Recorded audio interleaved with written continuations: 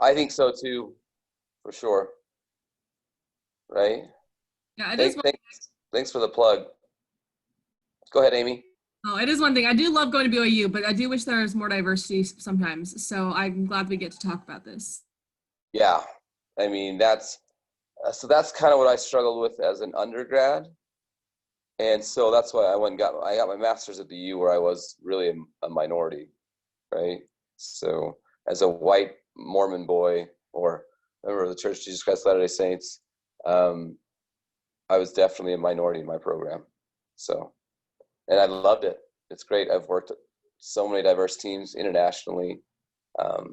Even here, when we coached at Timpanogos, my assistant coach, she played on the women's national team, and then my other assistant coach he's from Hawaii, but his parents were, I don't know, from Tonga, I think. So I've loved working on, and actively sought out diverse teams. So, but it's tough at BYU though, right? So you guys noticed the teams that we did, right? So what we did on your teams is what I try to do for diversity. Each team in this class has a female, an off major, and then each team has a grammar expert. So we designed your teams in this class as diverse as possible, which is hard because it's not that diverse, but we still design those teams around diversity so you can kind of get a case study in how diverse teams will work better than others. So, but yeah, Amy, thanks for the plug. Carly, thanks for the plug. I think this is an essential, especially at BYU. And that's the thing, coming out of the school is the number one complaint that we get, and why we're doing this is that they come out of this and you have a great degree, you're super intelligent, but then you have these unconscious bias that they call blind spots, right? You haven't worked with, for example, your brilliance, but, all through school, you worked with a bunch of privileged white dudes, right? And just kind of have a thing. So this is actually a mandate from the dean, and we as MCOM, we were the ones who got the assignment and privilege of teaching us. Okay, so read this real quick, right? So that's what it says. We're trying to really just exhibit respect and kindness. That's what we're trying to get. We're trying to get you guys to understand that diversity really is needed in teams, and that we all have these blind spots. And I'm going to try this video, see if it works. And if not, it doesn't seem like it's going to work for me. So let's try it out.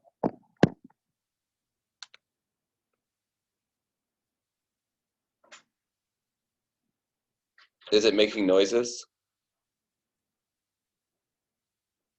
No. Okay, let's try this real quick. Try it one more time.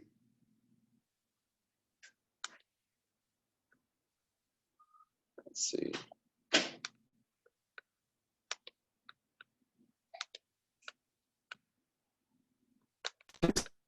Now can you hear it?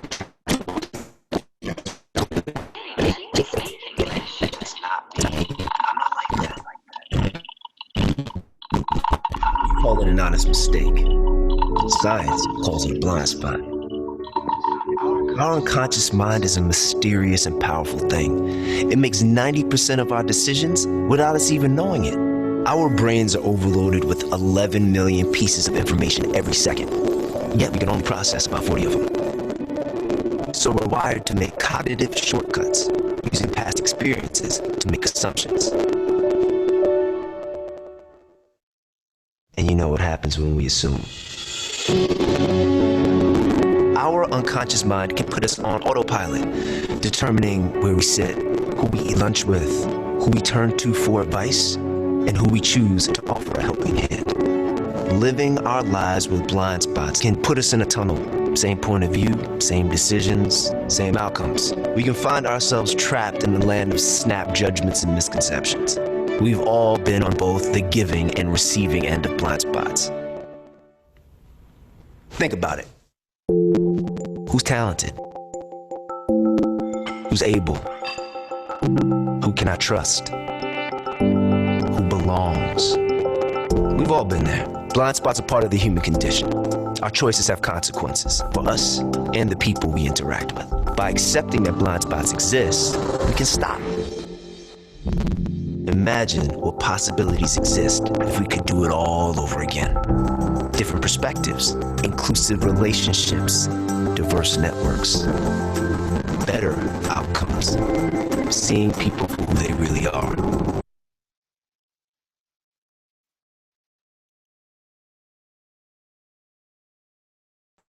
Like you, with unlimited potential.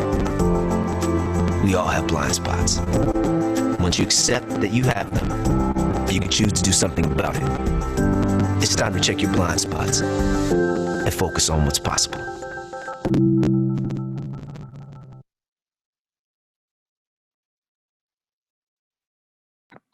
Okay, were you guys able to see that?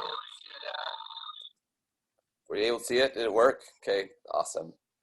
Okay, so you're gonna have to be, and maybe I'll pick on Patrick or Derek. I'm not sure who I'm gonna pick on yet. Okay. I like picking on entrepreneurs, so that's why. I want you to be open and vulnerable this class period, if I can ask that of you. And I will start with the blind spot that I had, and then we can go from there. Okay. So one of my blind spots that I didn't know, and obviously we all have them, but I started working in a company called Zango.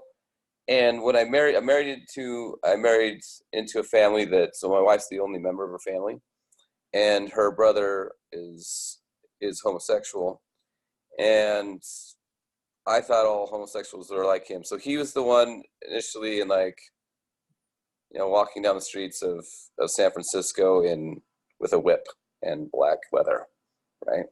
So I thought, oh yeah, well, homosexuals, they all got to be this way, right? And then I was at work, and I kept working with this guy named Patrick. Patrick was just this incredible dude, loved him to death. And then one day he told me that he and his partner or whatever, right? And I talked to another one, and he told me he's homosexual. I was like, oh my gosh, like not all of them are like my brother-in-law, right? I was so blindsided by that, because in my tiny little Utah town, it's not tiny anymore, but I mean, we didn't know anybody who was. And I was shocked and saddened by my blind spot at age, I must have been 27 years old, right? And so that was kind of one of my blind spots. And so, do any of you guys have any blind spots that you'd like to share? Because you have them.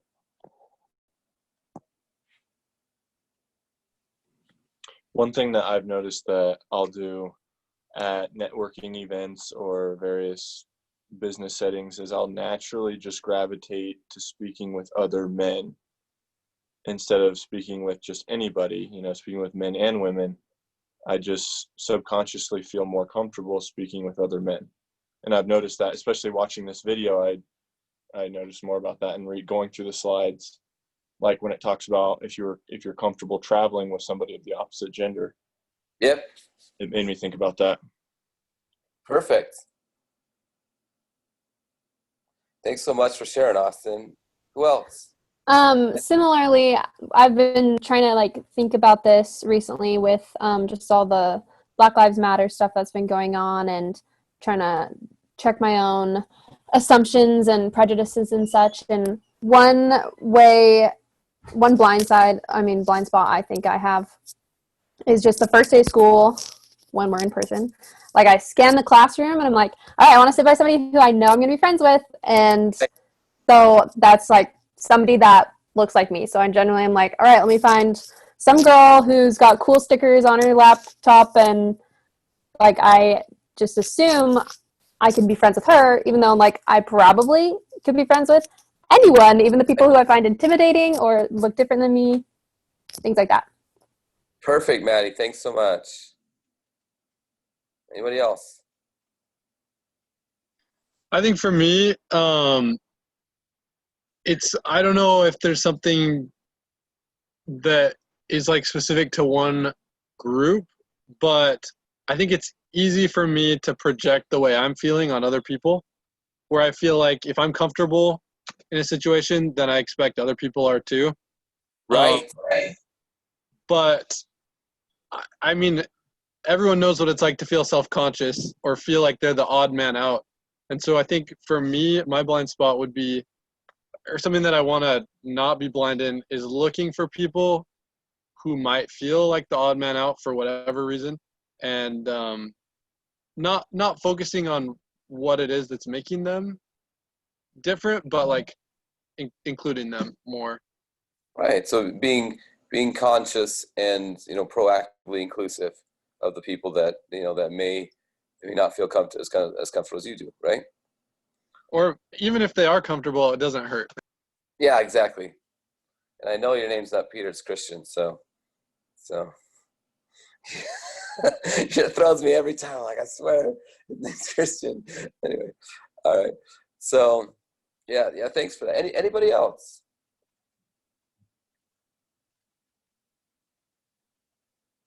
Okay.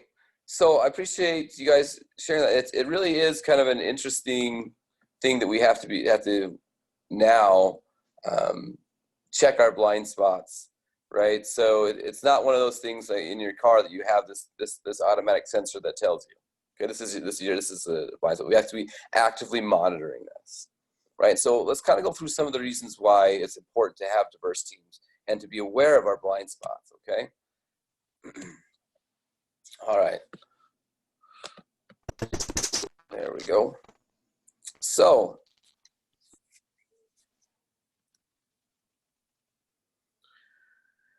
so in the chapter we do give you this link to the why diverse teams are smarter in the teams chapter and the management chapter, right? And did anybody read this?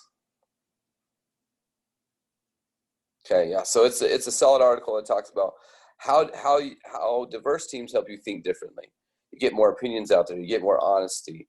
And what happens with that is when you do have those things, you create better products. You are more innovative. And just according to this article, one of the things I thought was really interesting is if you're a finance guy and you're going into a consulting gig or whatever, and you say, I have one thing that will increase your revenue 3%, right? And all you have to do is X, right? For a company that has a revenue over $1 billion a year, you math majors, that's a lot of money, right? So just by increasing gender diversity, you get a 3% gain in revenue, which means adding a female to a team of males. PricewaterhouseCoopers, PwC, do you know that this is part of their scorecard for evaluating the worth of a company? They will see how diverse they are and how their hiring tactics are and mobility within different, that's a German word, Schichts. What's it called in English? Sorry, I speak German to my kids all day. Different ranges, different groups of individuals, right? They will score and put the worth of your company based on your diversity as well. That's part of their scorecard. Okay, and if you have gender diversity, then that's obviously going to make your company worth more. Now, if you do a racial diversity, okay, it correlates to the 9% gain in revenue. So, who said they've had this had something? It was my marketing guys or gals. Okay, so let's see.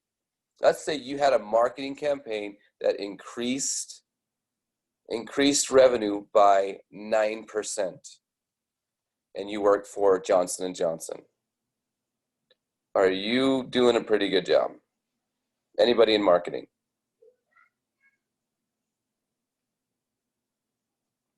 Okay, that would be like, basically you'd be made the CEO type thing, right? If you could, 9% over and over again, if you could increase revenue by that much, that's incredible. But a lot of companies aren't doing it. Okay, so we're just going to talk about these things today. So networking meetings, managing hiring, travel negotiations, speaking problems, and roles and destiny. That's what we're going to go over today. Our lecture will be about an hour. And well, I do need you guys to speak up on a couple of these things because your opinion matters to me, okay, and it matters to others. And there's no way that I know everything about diversity. Okay, I grew up I guess not very privileged. We were poor, but we had everything that we needed. Okay, and 99% of our town was white, LDS, and I was confused when I met people that weren't active at church, right? So I grew up a very, very sheltered young boy. But I've in the middle, in the meanwhile, I've just been amazed at when I moved abroad and worked on these international teams, how it's enriched my life. Okay, so just like Christian said, okay, networking, and it wasn't Christian, it was Austin, right? You actively seek out people different from you for school projects, works, and teams. And I did as much as I could for you guys, and adding diversity into your teams, whatever diversity we had in this class, right? And then second, practice talk to your peers. Okay, practice, not just think, oh, I got this, but practice doing that. And then learn about different varying genders, race, religious abilities, those types of things. Okay, how many of you guys actively do these things? How many of you actively seek out opportunities to integrate with people who are different from you? Anybody? And just tell me about your experience. I mean, I feel like I do to the extent that I'm interested in people that are different. I don't know if I'm doing it out of virtue of like trying to increase diversity, but like if I meet someone who speaks a different language or I don't know, has a difference that I'm interested in, that's probably the extent to which I go out of my way. Perfect. So, but you're at least actively doing it though, right? I mean, I don't make it a rule to do it, but I would say I do it generally. Good.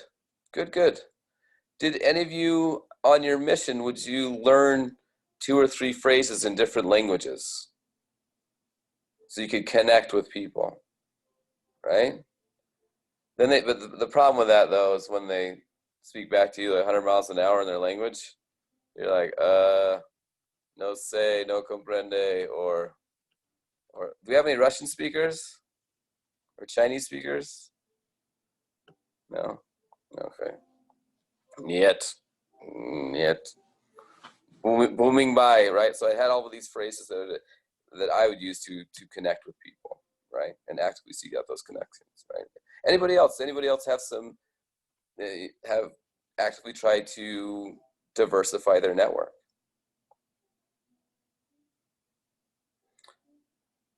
Okay, so pretty much nobody. So that's why we need this lecture. Right? That's great. Okay, so LinkedIn, we're not talking about it now, but LinkedIn is a great place to begin meeting people who are not like you, right?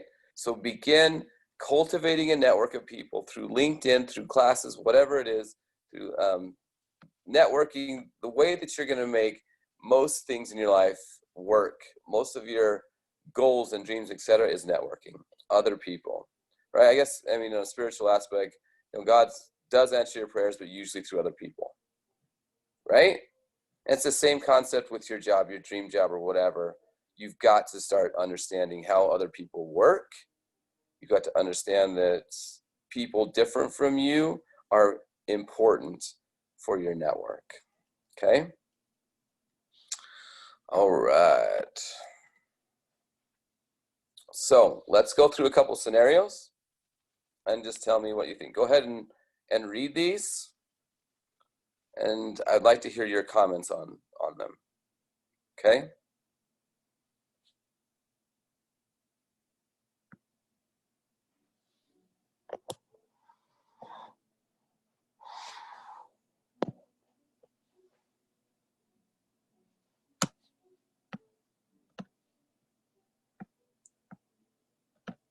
All right, so first scenario. Anyone want to handle the first scenario? I can talk about it a little bit. Perfect, Austin, thanks. it goes back a little bit to what I was saying earlier. Yep. But I think with me, naturally, when I walk up to other guys, I kind of feel comfortable and know what to say, and I can be like, "Hey guys, how you doing?" But in a business setting, I don't necessarily feel super comfortable walking up to a woman and being like, well, unless there's an assignment that we're working on together, or we're in a class together, something like that we have in common that I can talk with. But if it's just some random lady, I don't know how to walk up and be like, hey, did you see the basketball game last night, or stuff like that, where I feel slightly more comfortable saying that to another guy. Yeah, perfect, Austin. That's a great way to think about this. For you personally, feel more comfortable. That's fine. That's what we're talking about. Okay, but that is a blind spot, right? We realize that. We understand that. Okay. Anybody else have a question? I think I can add what I think, but what would you say to Austin, Maddie, Amy, Kaylee? What would you say? Or Callie, not Kaylee. Duh. Sorry. It's okay. I can talk. I feel like as a woman, I don't think that I don't know. I wouldn't think anything of a man coming up to talk to me about even something that is traditionally masculine, like a basketball game. Like, if that's what you're comfortable talking to somebody about, like, you could always just use that as a starting off point. You could get to know people better and practice exchanging with people of the opposite sex. As to the hitting on them part, like, I don't think that, as long as you're friendly but detached, I don't think that anybody is going to mistake your friendliness for flirtation. I don't know. Okay. Maddie, Amy, additional thoughts on that? What do you guys think?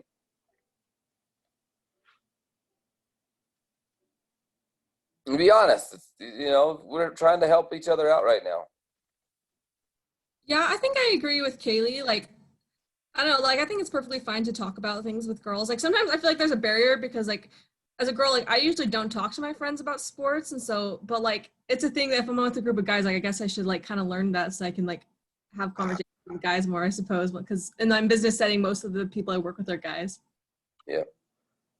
Okay, so remember though that not all dudes like sports, right? So Austin, you could be in just as awkward a conversation with a dude as with Amy or Kaylee or Callie who don't know sports, right? So I think approaching with something like that may be difficult. So you bring up a great point, and let me give you, as you notice, I like to give life skills, and here's one for you. Become interested in everything at different times. Experience different things. So when you're reading Wall Street Journal, don't read the articles that you think you're interested in. Read off-the-wall articles you think you'd never be interested in. Play sports you've never played. I played ultimate frisbee. It's never do it again because I think this is not my thing, right? But now I can at least relate with them, right? I could never do this stuff where they're throwing hands. I don't know. This wasn't my frisbee. No thanks, right? But I understand the game now, right? I've played it, and I love to fly fish. I love to hunt. There's certain types of hunting I don't do, but I'll do them once that I can relate with people. And I think that shows them that you can make any scenario comfortable, because somewhere along the way, once you've experienced a lot of things in life, you'll have things that you can relate with people. So Austin, for example, do you know one of the things, I can't remember his name. Oh, he plays for the Ravens. Oh, anyway. So Lamar Jackson. Sorry? Lamar Jackson. It might be Lamar Jackson. I'm trying to remember. But he started a group, I kid you not, it's a crocheting network for the NFL. Right?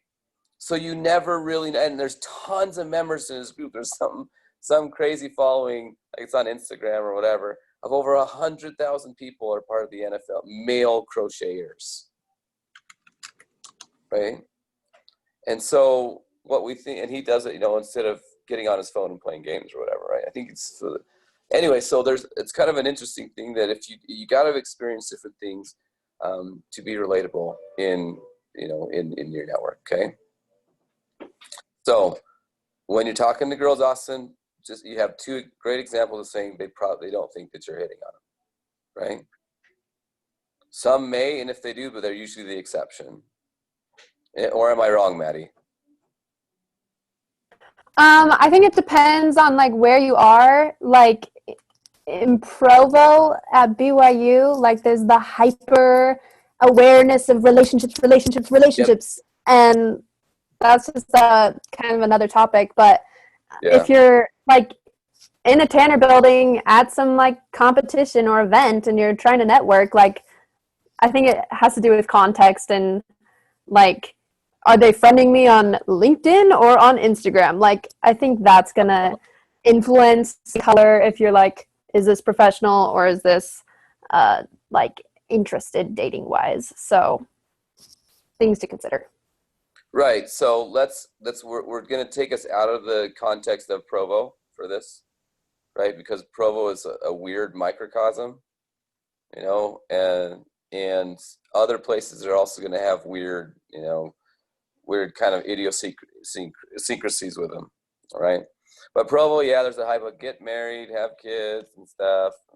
Every time you talk to a girl, you're hitting on her, she's hitting on you, and that's exactly what I thought when I was a student. Sure, absolutely, right? But that's why we're having this conversation is outside of P-Town, right?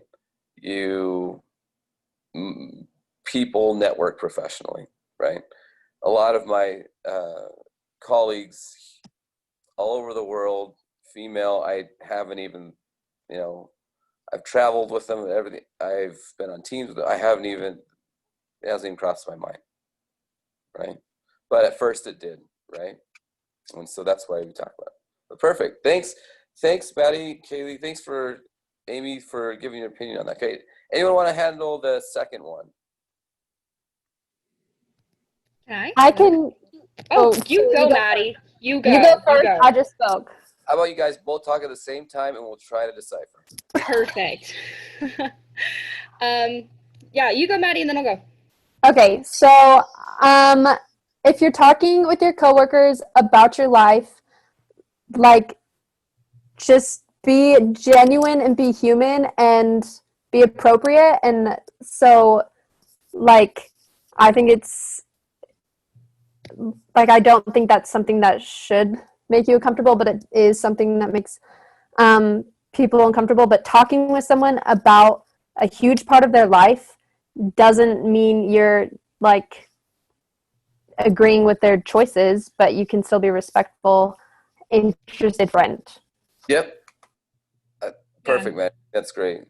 Yeah, I agree, Maddie. I actually have several gay, lesbian, transgender friends, and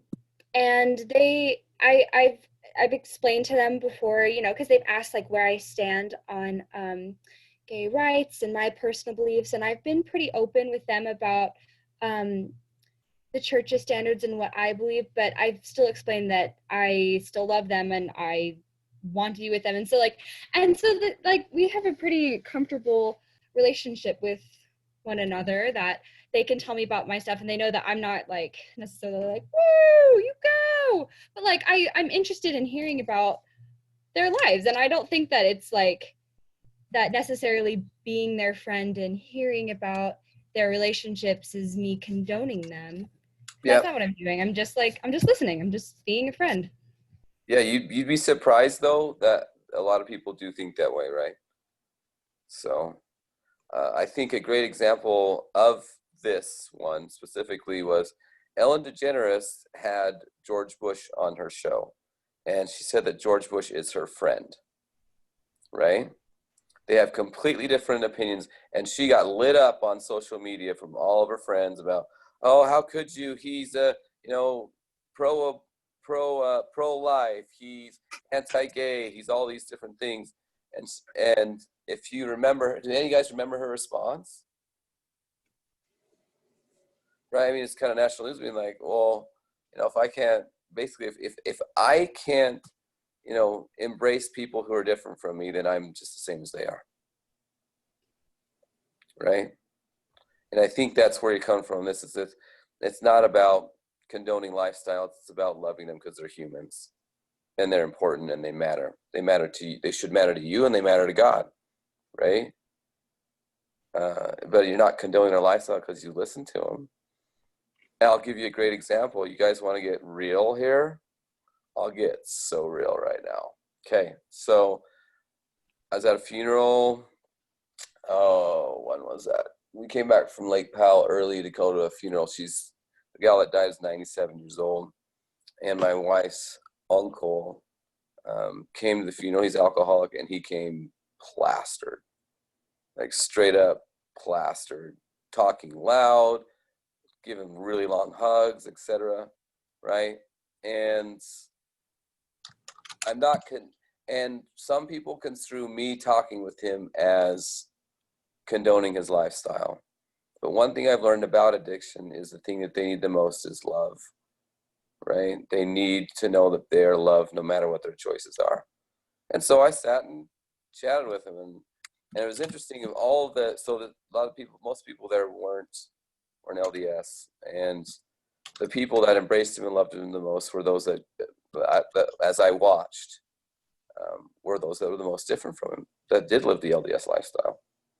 It was great to watch, right? Do we condone his lifestyle? No, but we love him.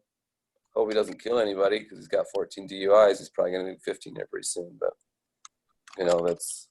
it's part of my life that is difficult to deal with. But I believe differently, but I don't hate him.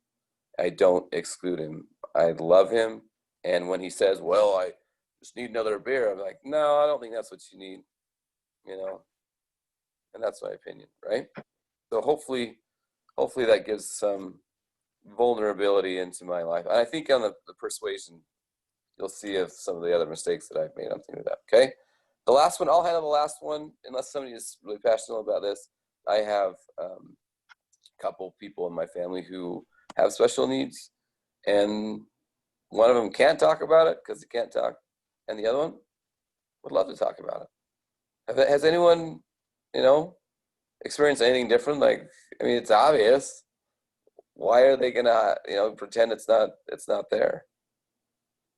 How do you love somebody if you don't know how it feels to be them?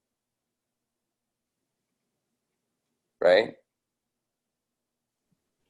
I think the only uncomfortableness that comes into those conversations is the uncomfortableness the person who's asking feels. If they didn't feel uncomfortable, there'd be nothing wrong and nothing uncomfortable there. That's perfect, Harley. Yeah, absolutely right. Right. And so that's why practice. Get over it. Try it out. Stop feeling uncomfortable about it, right? You may even get burned. But overall, there's always going to be exceptions. There's always going to be people who are out to get you or whatever, right? But those are usually the exception. They're almost always the exception. Okay? So ask. Become their friends. You'll be amazed at the people you can meet through that. Okay? So let's go to the next one here. Sometimes this takes a second. There we go. Okay. Go ahead and read this real quick.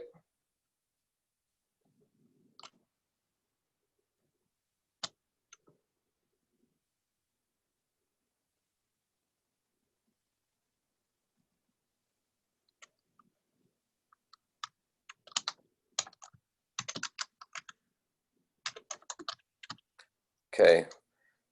Hey, Austin, can you hit mute on your mic, please? Sorry. Okay, so let's talk about this one. This is one that there's so many urban legends about this. This one about the church, right?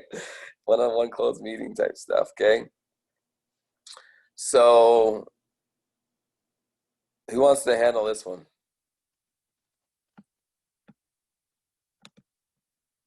I can talk about it just because this is the one. Perfect, Eric. I mean, in my own experience, like my supervisor is female, and she's pretty close to my age as well. And there are times where we have closed door meetings, and it's usually to talk about like job evaluation or like when we're negotiating like pay, which I feel are both issues that, you know, require privacy. And so I think under certain circumstances, yeah, it's totally fine. And I don't think we should look at it as like, oh, it's bad or weird, as long as Yep. everybody's being professional. Completely agree. Completely agree, right? So if somebody says something though, here's the thing that I find more often on this one is there's also a reverse blind spot of, oh, this guy's a chauvinist. Okay, that's also a blind spot though. What if this person had been, you know, accused of something he didn't do and got splattered all over the news and then was acquitted? Right? I've seen that happen. I've seen it happen to that teacher in Vernal, and I still just want to cry for him. They invited a bunch of prostitutes over to his house. He had no idea. He said, "Get out, leave." They accused him of raping a minor, and he was 100% acquitted, right? He didn't do anything wrong, did everything right. So both sides of this coin, okay? If you're uncomfortable one-on-one, how could you handle the situation? So you really are uncomfortable. How could you handle it? One thing I've heard is like we had a discussion that was just like this in my accounting program, but one thing they were talking about is like you kind of have to treat everyone the same. Like the example they gave is like, you know, if there's a male boss who didn't want to meet alone with the female subordinates, but the male ones, and like if he was like riding alone in the car with his male coworkers, and they would have an advantage of getting a promotion or something. And so they're talking about this one, you kind of have to treat them the same. It's like if you don't want to be alone in a room with a woman, then you should also not be alone in a room with a man, because like that, especially if you're a boss, that can really put the woman at a disadvantage. Perfect, Amy. I completely agree. Right. So the ways that I've seen this best handled for those that are uncomfortable or don't want to have bias is if they are uncomfortable, meet for lunch in a public place. Right. Nobody knows what you're talking about. Derek, for example, if she wants to talk about your performance review and she feels uncomfortable, or you do, then is there somewhere in the office that's a fishbowl, right? Where it has tons of windows and everybody can see, right? Or if you're a boss and you've been accused and you feel uncomfortable, just, you know, I had a boss that had a camera on, just had his camera on all the time, right? It was recording it all. So there are ways to make everybody feel comfortable. Those that are just straight up weird about it because they're weird, right? Those that have been hurt or burned, or those that are trying to be inclusive. Okay, so there's a way to handle that one, and I still see that one, sadly, and mostly among my brother had that happen to him in the religion department because he invited a gal to go to lunch. She's a brilliant scholar, and she's like, they won't let me. I was like, who's they? I was like, well, I've done this before, and you know, rumors fly. It's like, get over it, guys. Life's so much more important and valuable to love people than to be seen with a member of the opposite sex. Okay. All right. So managing hiring. Let's go ahead and read this.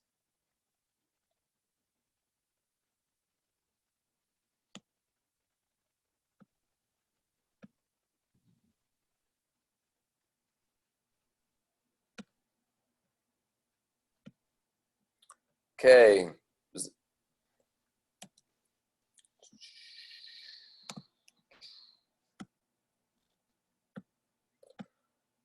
So, Austin, this kind of goes along with what you said, and Kelly and some others, right? This fit thing is used so often to discriminate. So often. Well, they fit better. What does that mean? Help me understand. Have any of you guys been on a hiring team where they said that this person fits better? I haven't been in that situation specifically, but I think what that means for me is you feel most comfortable around this person. Like you feel most comfortable talking with them, and you can connect with them because they might be similar to you in many ways. And naturally that makes you more comfortable with them. But that Mhm. doesn't necessarily mean that they're more qualified or not. Exactly. Austin nailed it. That's it. It does not make them more qualified. It doesn't make, if you're looking for diversity, the thing that I found on a lot of founding teams and entrepreneurs that I've advised is they hire everybody that's just like them. And then they fail because they all have the same ideas, right? So when you're hiring, you should hire people that you do feel like would be a good fit for the job and would also be a good fit for the types of things you're trying to accomplish. Okay? You shouldn't just bias them because they don't play basketball. I'm 5'6". I did play basketball, but maybe I wouldn't be the best addition to a great corporate basketball team. I get a lot of steals though. Right, Derek? Get a lot of steals. And a lot of elbows to the face because I'm right at that level. That's not my. But in Monticello, Utah, where it's 1A, I was one of their stars. So get off my back, Maddie. Okay? I was a good basketball player. Sort of. Okay. I have a comment about that. Perfect. I think the word fit is often misunderstood because at a point in my life, I was helping one of my managers decide whether or not they should hire someone, and the word fit kept coming up, but they were just using it as like the other people on the team. But if a fit, I think, has to be they fit with the values that the company has and the behaviors that you want to see in employees. Yes. Right. So we're not talking about fit as like, oh, they're like other people of the team, and that's the fit that we don't like. Fit as in the values. I mean, so for example, I've seen there was if you've ever done, I don't know, any type of human resource, any type of human resource research, you'll find that it is important for people to have certain attributes that don't clash. So for example, and we'll talk about this in I will, in the LinkedIn lecture about how we stalk you guys on social media, right? But that's what a lot of these hiring people do. There was a CEO of a local company who was looking for an administrative assistant, and he was super conservative LDS. I'm sure he, maybe even to the point where he might have been fundamentalist and had multiple wives. I don't know. But he was very, very conservative. No alcohol, no swearing, no, missionary haircut type guy. And they found the perfect person who worked on the resume. And then they looked on her social media, and she was kind of, she was wasted a lot and scantily clad, etc. And so for him, that, they said, okay, well, she's not a great fit for the values that this person wants in this position. Okay. But I would even say to him sometimes though, right? I would say if you're hiring an administrative assistant just because you like her or you like her values in those types of things, you need to make sure that you're checking your blind spots. You're not overlooking things because she has a pierced nose, right? But I do like Patrick's comment on fit, meaning that they'll do the job with the right values and with the right type of intent that you would want in that position. Right, Patrick? Okay. All right, so travel. So we'll go over this one. We already talked about it, but I'll just breeze through this one. Okay, so it's fine to travel for work.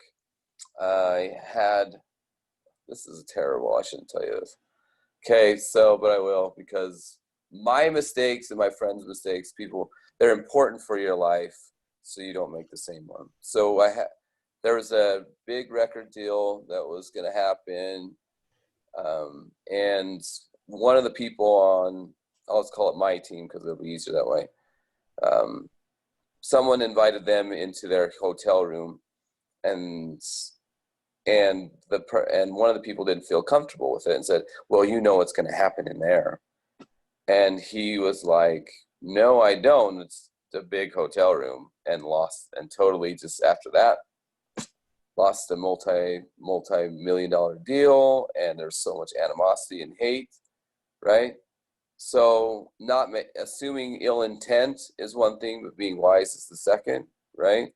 So be wise and be professional, right? In this situation, she could have just said, oh, no thanks, and been done, right? Instead of, well, you know what happens if no, we don't know. And that's a blind spot, right? Okay. So if you're traveling, I've traveled many times with, the opposite sex, and honestly, it's almost refreshing because dudes usually smell weird on the airplanes. So anyway, that's a bias too. Okay, Kelly, that was just a joke. Okay, maybe they don't smell weird. I don't know. Harley showers at least once a week, so just leave him out of this. Not with curfews and quarantine. Ah, that's true. Once a month. It is Kaylee. You were It right is the first Kaylee? time.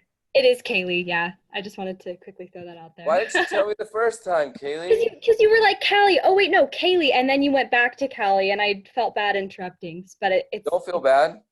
The last lecture that I recorded for you guys is about difficult conversations. Well, here we go. Hopefully it wasn't too difficult. You know, I love you regardless, and whether your name's Callie or Kaylee or Harley or Hallie or Derek or Derek, I still love you guys. Okay? So, but be wise, and if you do feel uncomfortable, meet, work, and eat public places. What's great about the Me Too movement is that this used to be a really big issue. It's not as much anymore, right? Most people meet in music in open spaces. Alcohol is not as prevalent as it used to be after the Me Too movement. Me Too movement has been one of the most amazing things that's happened to corporate America. It's great. It's so much, intent is rarely assumed now. And so it's so much better than when I first started teaching this. Okay. All right. Okay.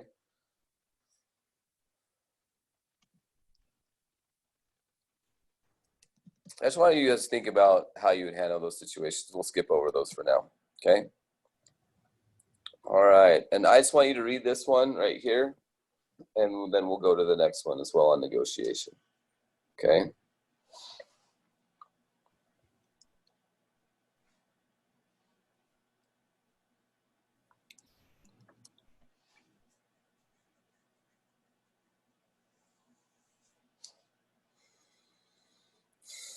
All right, speaking. Go ahead, read this one, then we'll go through a couple more scenarios on this right here.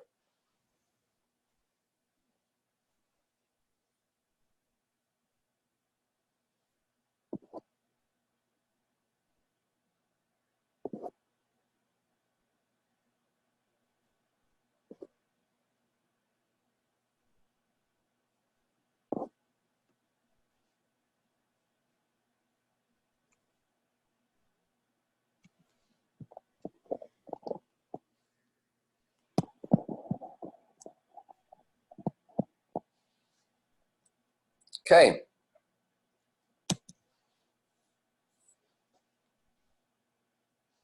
All right, let's handle this. This has happened in so many meetings, and especially in church, and I'm not sure why it happens in church.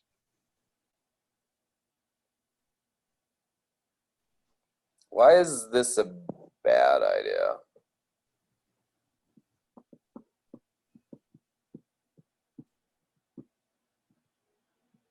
It puts Rushi on the spot. Maybe Yeah. he didn't have anything to say. Well, if Arushi doesn't have anything to say, and he's the only minority, and you put him on the spot, right? Okay, what could you do instead?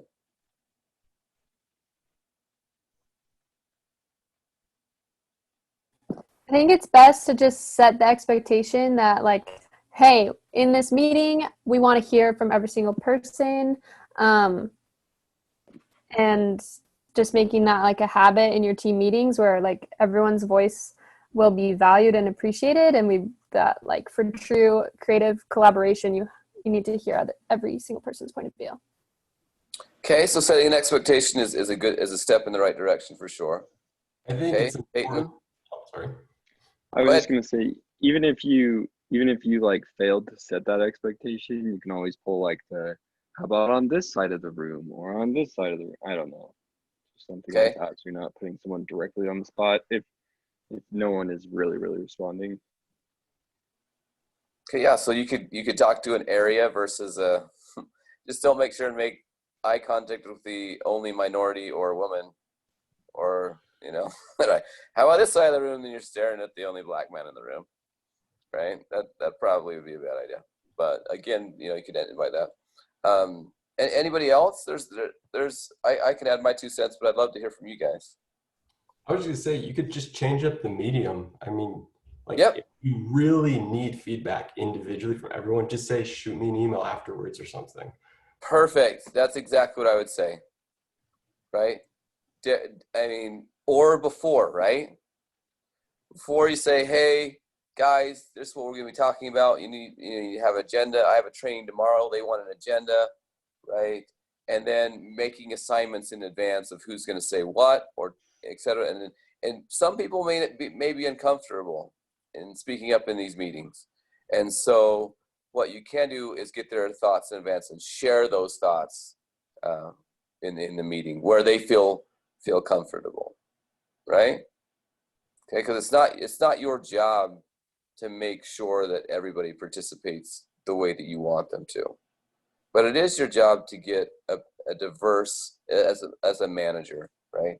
It is your job to get feedback from a diverse group of people, okay? Because you never know where the best idea is going to come from. Go ahead. I got a question about that. So it's obviously very valuable to have a diverse set of opinions, but how do you find the balance of not singling out those who are diverse for opinions, but at the same time making sure you're actively trying to invite them along with everyone else to share their opinions? Okay, so go ahead. It's hard because you wish you could always have a perfectly diverse team so there is no majority, so everyone feels comfortable with adding to the conversation, but it seems like, at least here in most companies in America, you're going to have a majority. And so being able to invite the diverse without trying to single them out, I think that can be difficult. Okay, does anyone want to handle that? Any ideas?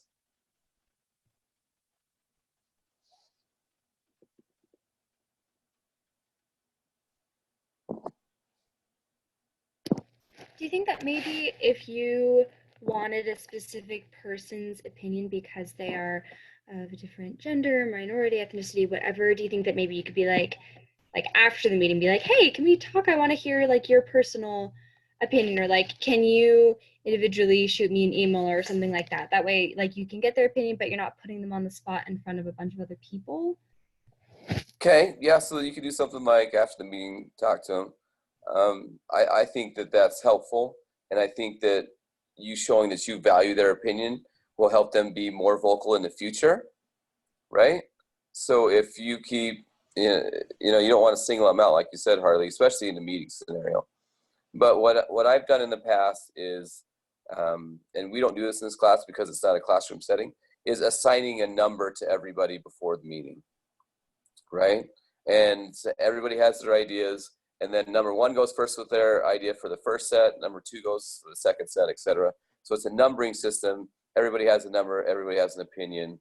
And you're basically setting an expectation that when you come to the meetings, you do need to share. And in advance, if they don't feel that that they can share in front of people, then you would represent their opinion, for them, right?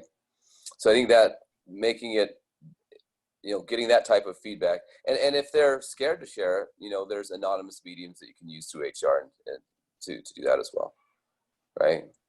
So that's how I would do it, is set up the meetings where they, in advance, they know they don't have to share if they feel uncomfortable, but they have assignments based on the topic.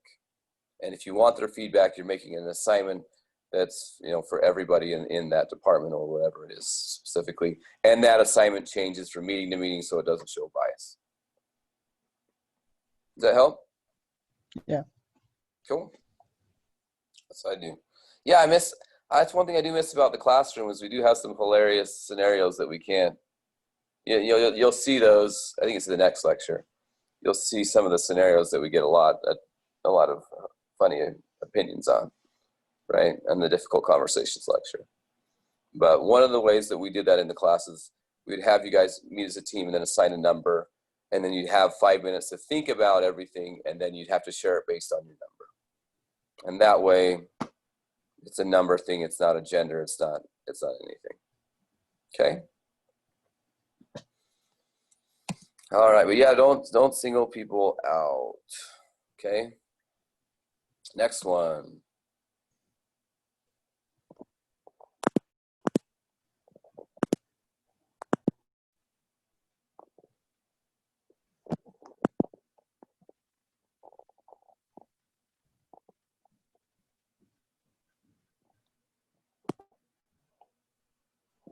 There we go. Okay.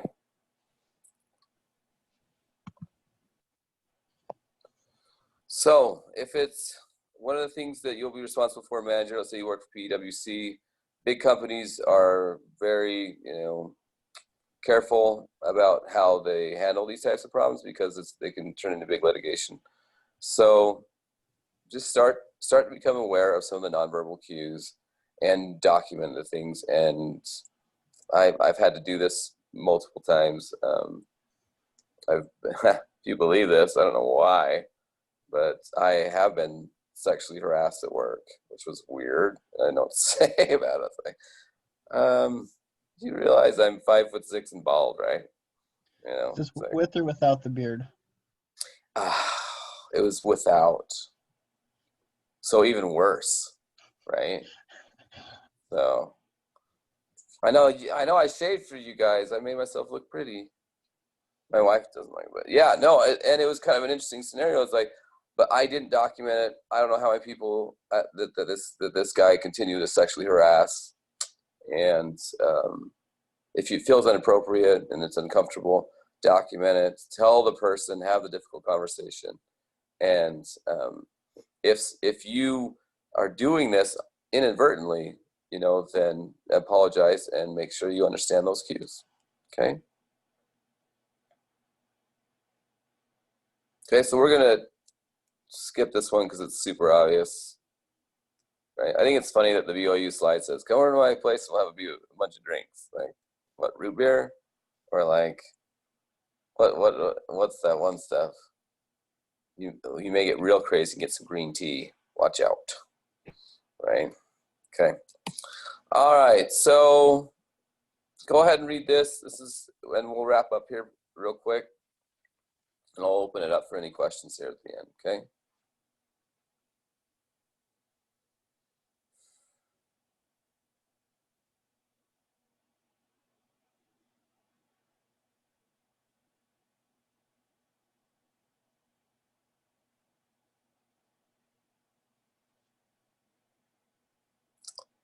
All right, so in our society, this next scenario I see quite a bit,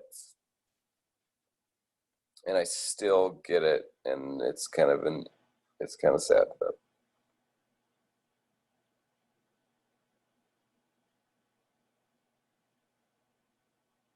okay. So does anyone want to handle any of these three things?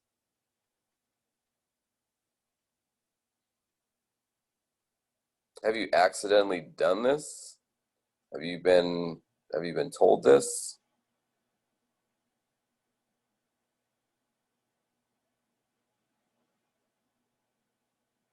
No?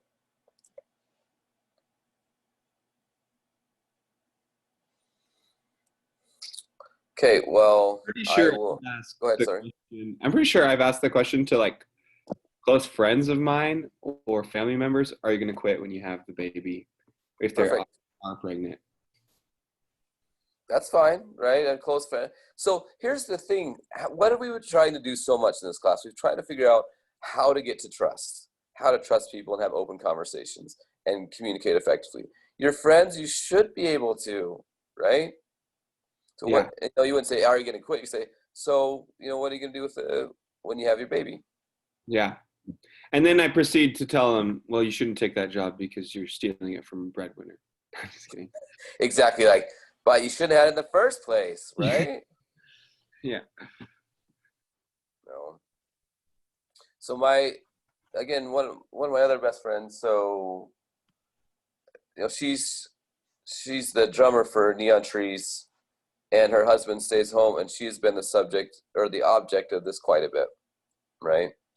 Of, well, your husband's home with your 4 kids, and how does that feel? And why aren't you at home more often? And those types of things, right?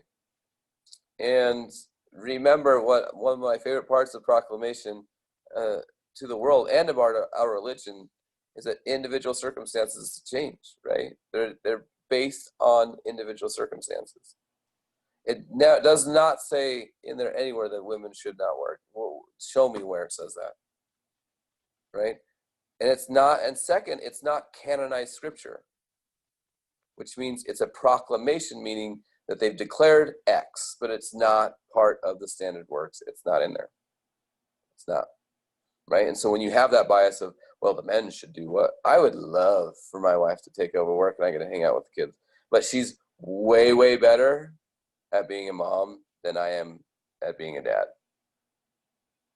She's just amazing. She was gifted, and I've never seen anybody like her. Our kids are incredible because of her. They're a little weird because of me, but they're incredible because of her. And that was her choice. And the second she wants to go back to school or work or whatever, she sacrificed so much for me. She gets it, right?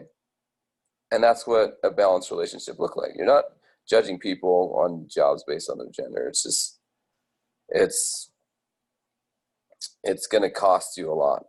And so my best boss ever, her name was Michelle, was an incredible advocate for women's rights in the workplace.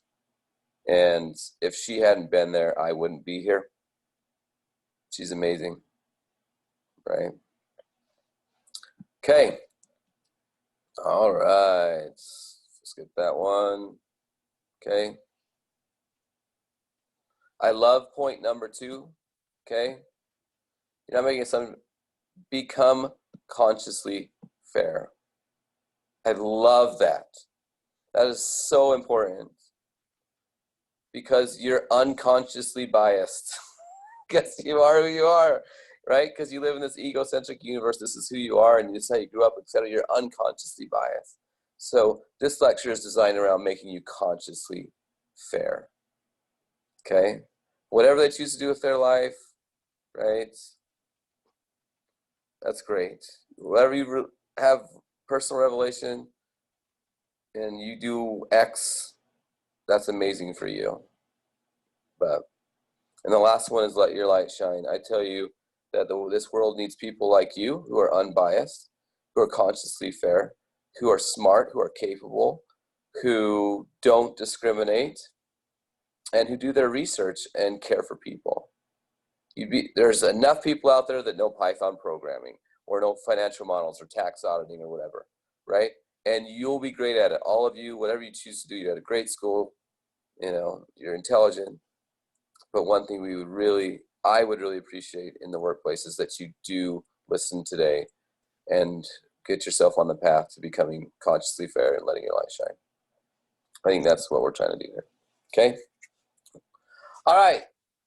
Hopefully you enjoyed that. I'm so glad we got to do that live. Do you have any questions or scenarios or anything else you'd like to bring up?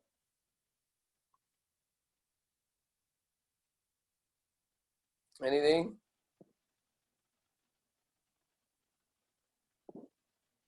Nobody? I'm scrolling through here. Okay. All right. Well, for the next lecture, we'll do one more live lecture unless you want more. If you want more, send me an email afterwards saying, hey, we want to do another live one because I'm in quarantine and I'm scared of the people in my house or something like that, and you feel safe when you're on Zoom. I don't know, right? But if you'd like to do more of these, we can. The problem is, again, it's just syncing up everybody's schedule is kind of rough. So this is usually a good time when you guys send me that for this one. There is one live lecture that I will do with you guys, one more, and it's on time management and living deliberately. Okay, that's one that doesn't make sense for me to record. It just doesn't make sense because I need your feedback for it. Okay, it'll probably be the same time Thursday at like 4 or 3 or 4. Okay, and other than that,